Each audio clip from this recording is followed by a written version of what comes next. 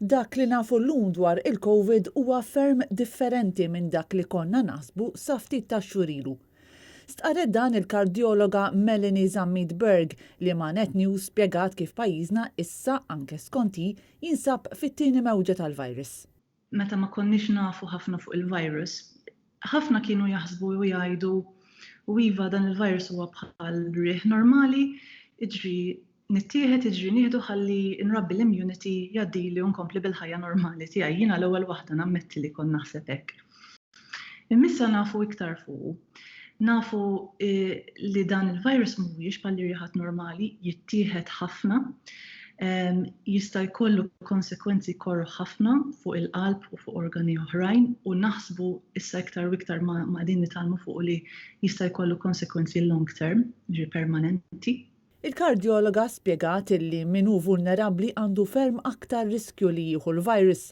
Madankollu studju li sar fil-Ġermanja juri li anke persuni b'saħħithom jistgħu jiżviluppaw komplikazzjonijiet fil-qalb wara li jkunu fieqhom il-virus. Ħareġ studju interessanti fl-Ulju li għadda mill-Ġermanja li fejn raw 100 individu li fieq mill-COVID għamlulhom MRI tal-qalb u sabu li 3 kwarti minnhom kellhom feriti fil-qalb.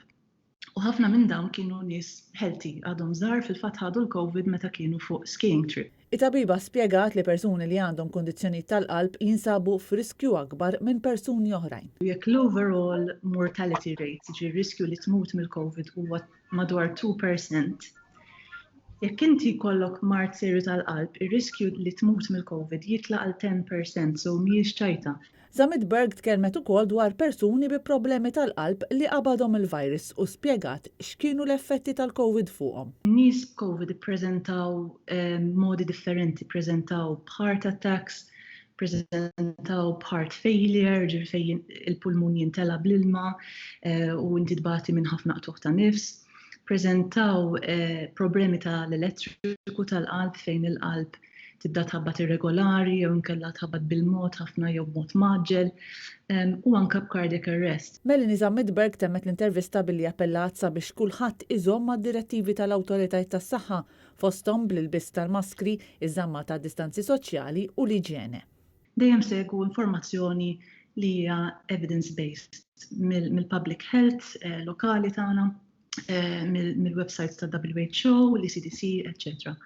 Kristina Majra, għal Net News.